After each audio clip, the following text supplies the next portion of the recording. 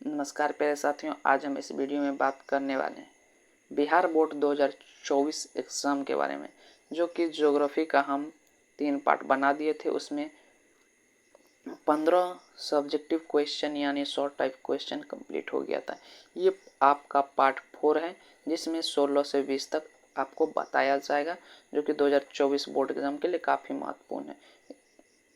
यानी इन 20 क्वेश्चन को देखने के बाद आपका 3 से 4 क्वेश्चन कंप्लीट हो जाने वाला है, क्योंकि काफ़ी इंपॉर्टेंट क्वेश्चन। अगर अभी तक आप पार्ट 1, पार्ट 2, पार्ट 3 नहीं देखें तो पहले ये तीनों देख लीजिए, उसके बाद पार्ट 4 को देखिएगा, तो आपको अच्छे से समझ में भी आएगा और काफ़ी इंपॉर्टेंट क्वेश्चन सब भी है इन सब के पहले। तो वीडियो को शुरू करते हैं, बिना देरी करते हुए देखते हैं 16 नंबर क्वेश्चन क्या है। 16 नंबर क्वेश्चन है, भारत में सिंचाई के कौन कौन से साधन है। ये क्वेश्चन 2009 और 2017 में पूछा गया है। देख सकते हैं आप कितना इजी क्वेश्चन है।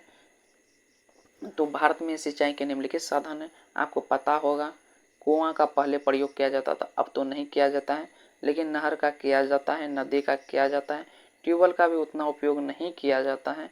उसके बाद मोटर हो गया, लाइन पर भी आजकल मोटर हो गया है, होंडा हो गया है, इंजन का जो आता है, ये सभी उपयोग किया जाता है सिंचाई में। तो इन सब का नाम आप लिख सकते हैं, आपको 2 नंबर आराम से मिल जाएगा। अगला क्वेश्चन देखते हैं 17 नंबर। 17 नंबर क्वेश्चन है, जनसंख्या परिवर्तन के 3 निर्धारित घटक कौन कौन से हैं। ये क्वेश्चन इंपॉर्टेंट है, भी आइए इसको करके याद कीजिए, ठीक है। ये 3 बार पूछा हुआ क्वेश्चन है।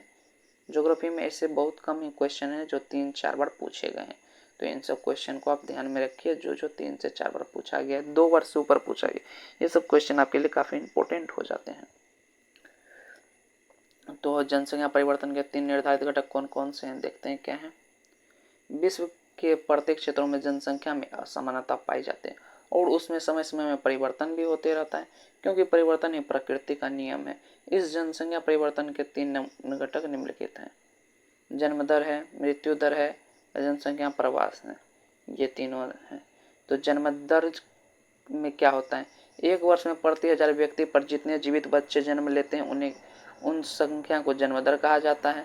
एक वर्ष में प्रति 1000 व्यक्ति पर मृतकों की अघोषित संख्या को मृत्यु दर कहा जाता है। तो ये दोनों समझ में आ गया होगा कि एक वर्ष में जितना जीवित बच्चा जन्म लेता है, यानी जितने बच्चे जन्म लेते हैं, यानी जीवित रहना चाहिए, उस संख्या को हम जन्म दर कह देंगे। अब एक वर्ष में प्रति 1000 व्यक्ति जो है उस पर मृतकों की अघोषित संख्या को मृत्यु दर कहा जाता है। ये भी आपको समझ में आ गया होगा। 3 नंबर क्वेश्चन है, जनसंख्या प्रवास। प्रवास आंतरिक या बाहरी दोनों प्रकार के हो सकते हैं। प्रवास जो है आंतरिक भी हो सकता है या ये बाहर भी हो सकता है। आंतरिक मतलब हो गया एक राज्य से दूसरा राज्य में, बाहर ये हो गया देश से विदेश में जाना। तो ये भी आपको समझ में आ गया होगा। अप्रवास या अंतःप्रवास के कारण जनसंख्या में वृद्धि होता है। अप्रवास या अंतःप्रवास के कारण क्या होता है, जनसंख्या में वृद्धि होता है। उत्प्रवास या बाहरी प्रवास के कारण जनसंख्या में कमी हो जाता है, यानी बाहरी प्रवास करेगा, दूसरा देश जाएगा तो जनसंख्या घटेगा ही घटेगा। तो अप्रवास और उत्प्रवास शब्द का प्रयोग अंतर्राष्ट्रीय प्रवास के लिए किया गया है, जबकि अंतःप्रवास और बाह्य प्रवास अंतर्देशीय प्रवास के लिए किया गया है। तो ये भी आपको समझ में आ गया होगा सही से। तो इस क्वेश्चन का आंसर आपको समझ में आ गया होगा। कितना नंबर क्वेश्चन था, क्वेश्चन 17 भी आपका कंप्लीट हो गया। 18 नंबर क्वेश्चन देखते हैं क्या है। 18 नंबर क्वेश्चन है, जन्म दर और मृत्यु दर के बीच अंतर स्पष्ट करें। ये क्वेश्चन 2015 और 2021 में पूछा गया है। तो जैसा कि आपको पता है, किसी देश में एक वर्ष के अंदर प्रति 1000 व्यक्ति पर जन्म लेने वाले जीवित बच्चों को जन्म दर कहा जाता है। जैसा कि हम बताएं, एक वर्ष में प्रति 1000 व्यक्ति पर जितने जीवित बच्चे जन्म लेते हैं उसको जन्म दर, एक वर्ष में प्रति 1000 व्यक्ति पर मृतकों की अघोषित संख्या को मृत्यु दर कहा जाता है। तो यहाँ तक आपको समझ में आ ही गया है। तो उसके बाद हम आपको बता रहे हैं, जन्म दर के अंतर्गत जन्म लेने वाले बच्चे ही सम्मिलित किए जाते हैं, लेकिन मृत्यु दर से आयु जनसंख्या को सम्मिलित किया जाता है। यदि जन्म दर मृत्यु दर से अधिक है तो जनसंख्या में वृद्धि, तथा जनसंख्या से मृत्यु दर अधिक हो तो जनसंख्या में कमी आएगी। तो ये भी आपको समझ में आ गया होगा। 19 नंबर क्वेश्चन है, व्यापार संतुलन से क्या तात्पर्य है। ये क्वेश्चन 2010 के बाद 2020 में पूछा हुआ है। देख सकते हैं आप, 10 साल के बाद क्वेश्चन रिपीट हुआ है, तो इसलिए काफ़ी इंपॉर्टेंट क्वेश्चन आपको बताया जा रहा है। तो इन सब क्वेश्चन को आप इग्नोर नहीं करेंगे। क्वेश्चन है आंसर है व्यापार संतुलन में प्रत्येक देश कम या अधिक मात्रा में वस्तु का आयात निर्यात करता है। जो भी देश है कम या अधिक मात्रा में कोई भी चीज़ आयात भी करता है, यानी खरीदता भी है और बेचता भी है दूसरे देश को, जिसको आयात निर्यात कहा जाता है। तो वस्तुओं के आयात निर्यात का अंतर जो है व्यापार संतुलन कहलाता है।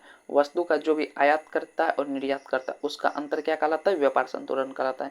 यदि देश किसी देश की निर्यात की जाने वाली वस्तुओं का मूल्य आयात की जाने वाली वस्तुओं के मूल्य से अधिक है तो वह अनुकूल व्यापार संतुलन कहलाता है। क्या है कि कोई वस्तु निर्यात किया गया और आयात की गई वस्तु से मूल्य अधिक है तो वह अनुकूल व्यापार संतुलन कहलाता है। जबकि निर्यात की जाने वाली वस्तुओं की कीमत आयात की जाने वाली वस्तुओं के मूल्य से कम है तो वह प्रतिकूल व्यापार संतुलन या विलोम व्यापार संतुलन कहलाता है।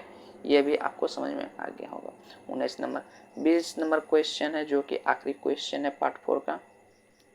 20 नंबर क्वेश्चन है भारत में पवन ऊर्जा की संभावनाओं को लिखे। यह क्वेश्चन 2011 के बाद 2013 में पूछा, उसके बाद नहीं पूछा हुआ है।